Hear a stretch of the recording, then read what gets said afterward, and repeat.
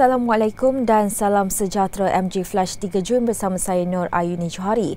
Kita mulakan dengan berita utama. Semua kenderaan barangan dengan muatan melebihi 7,500 kg dilarang memasuki jalan raya utama di Lembah Kelang pada waktu puncak bermula 6.30 pagi hingga 9.30 pagi serta 4.30 petang hingga 7.30 malam setiap hari. Jabatan Pengangkutan Jalan JPJ menegaskan larangan itu telah lama dikuatkuasakan namun ia semakin diabaikan sejak negara berada di peralihan ke fasa endemik 1 April lalu. JPJ dalam satu kenyataan memberitahu pergerakan kenderaan barangan memasuki pusat bandaraya pada waktu puncak menyumbang kepada kesesakan lalu lintas serta menjejaskan kelancaran aliran trafik di Lembah Kelang. Tambahnya, jalan raya yang diwartakan sekatan adalah sekurang-kurangnya 5 km dari pusat bandar. Berikut adalah jalan-jalan utama yang diwartakan sekatan pada semua waktu puncak pagi dan petang. Semua jalan di pusat bandar Kuala Lumpur, Jalan Kuching bermula dari Taman Wahyu di Jalan Ipoh hingga ke pusat bandar, Jalan Genting Kelang bermula dari Kolej Tar hingga ke pusat bandar dan Jalan Ceras bermula dari Taman Midah ke pusat bandar. Manakala jalan raya yang diwartakan sekatan hanya pada sebelah petang pula adalah Jalan Kepong, Jalan Ipoh bermula dari Bulatan Kepong hingga Jalan Batu Cave, Lebuh Raya Karak, Jalan Gombak bermula dari Jalan Kapung Bandar Dalam hingga sepadan Kuala Lumpur, Jalan Genting Kelang dan Jalan Ceras bermula dari Jalan Pudu hingga Jalan Tenteram. Jelas JPJ, larangan kenderaan barangan memasuki jalan utama di ibu kota sememangnya sudah lama dikuatkuasakan. Katanya pemandu atau pengendali syarikat yang ingkar boleh dikenakan kompaun tidak melebihi RM300 atau didakwa di mahkamah yang mana denda yang boleh dikenakan tidak kurang RM300 dan tidak melebihi RM2,000. Tiada sebarang kota khas diperuntukkan kepada calon guru kontrak perkhidmatan COS bagi program pengambilan guru secara one-off. Menteri Kanan Pendidikan Dato' Dr. Razzie Jidin berkata keutamaan hanya diberikan kepada graduan Ihtisas Pendidikan untuk mengisi kekosongan pegawai perkhidmatan pendidikan grade DG41. Now, bila saya umumkan, saya jelaskan from the very beginning bahawa keutamaan diberikan kepada graduan yang mempunyai ikhtisas pendidikan. Full stop. Clear. That one is very clear. Kerana apa? Kerana mereka ini dilatih sebagai seorang guru dengan pedagogi pendidikan dan sebagainya. That's it.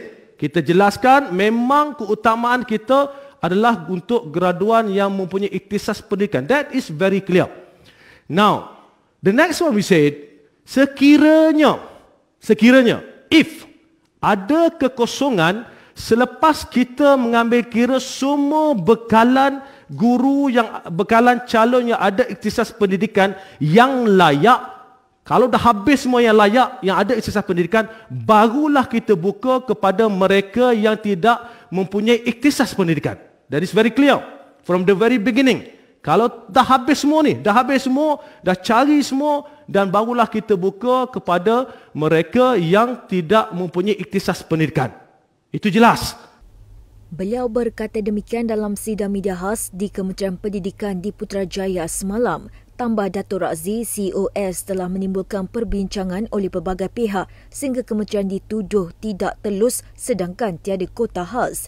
Sejak dilantik menjadi Menteri Pendidikan, beliau mendapati kekurangan guru di dalam negara ini adalah sangat tinggi, iaitu 18,702 orang. Ujarnya senarai nama 4,000 graduan bukan ihtisas pendidikan akan diberikan kepada Jabatan Perkhidmatan Awam JPA untuk mendapatkan perakuan khusus bagi membolehkan mereka dipilih oleh Suruhanjaya Perkhidmatan Pelajaran SPP.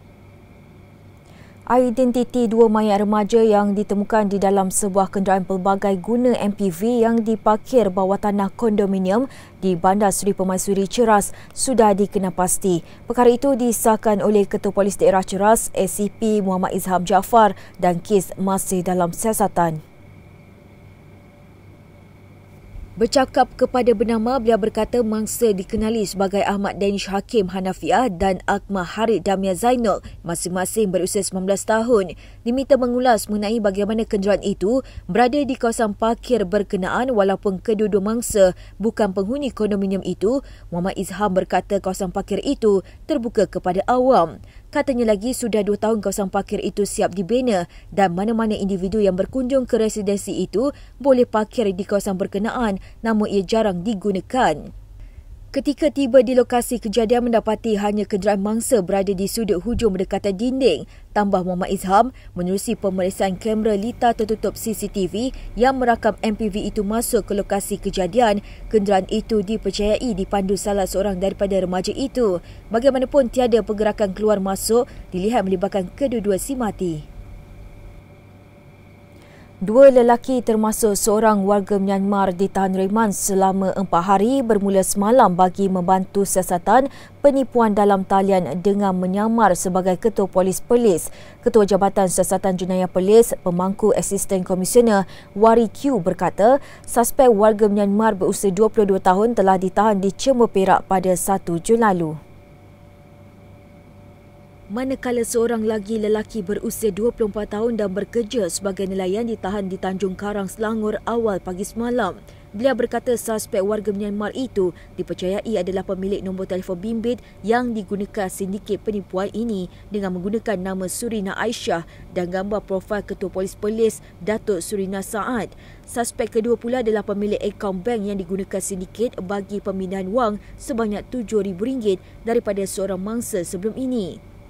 Menurutnya, nombor akaun itu juga dikesan terlibat dalam beberapa kes jenayah komersial sebelum ini dan pihaknya sedang memburu dalam sindiket dipercayai melibatkan lebih daripada 3 orang. Kes disiasat mengikut Seksyen 384 dan Seksyen 170 Kanun Kesesaan serta Seksyen 233-1 Akta Komunikasi dan Multimedia 1998. Baru-baru ini, Polis Perlis telah mengesai individu bernama Surina Aisyah didakwa menggunakan gambar identiti Ketua Polis Perlis Datuk Surina Saad untuk melakukan penipuan dalam talian dengan menyamar sebagai anggota polis.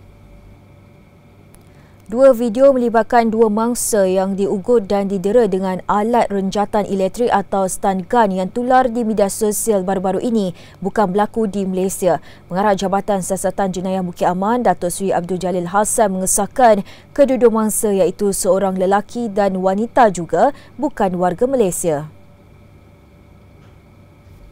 Jelas beliau dalam satu kenyataan, Polis Diraja Malaysia PDRM telah mengambil maklum mengenai penularan 2 video terbabit menerusi video pertama berdurasi 54 saat melibatkan mangsa wanita dipercayai warga Vietnam, manakala mangsa dalam video kedua yang berdurasi 1 minit dan 47 saat pula adalah lelaki. Kedua-dua mereka digari di atas katil dan diugut dengan stun gun.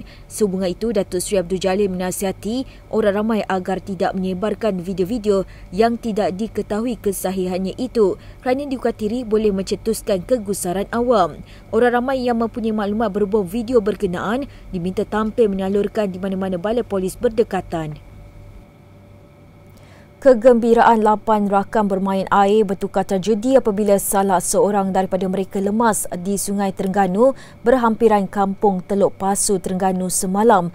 Penolong pengarah operasi Jabatan Bomba dan Penyelamat Terengganu, Muhammad Basri Kamarazaman berkata, jenazah Muhammad Izhaq Amzar Anwar 14 ditemukan di dasar sungai itu oleh pasukan mencari dan menyelamat pada jam 7.15 malam. Katanya sebaik menerima panggilan jam 5.54 petang, seramai 10 anggota termasuk 6 pasukan PPDA dari BBP Kuala Terengganu dikejarkan ke lokasi kejadian. Sebelum kejadian berlaku, pelajar tingkatan 2 Sekolah Menengah Kebangsaan Manir itu sedang bermandi-mandi di lokasi kejadian bersama 7 rakannya berusia 13 dan 14 tahun. Mereka berenang sambil berpaut pada sebuah bekas diperbuat daripada fiber dan kemudian bekas itu tiba-tiba tidak stabil menyebabkan kesemua remaja berkenaan hilang keseimbangan lalu terlepas daripada pautan.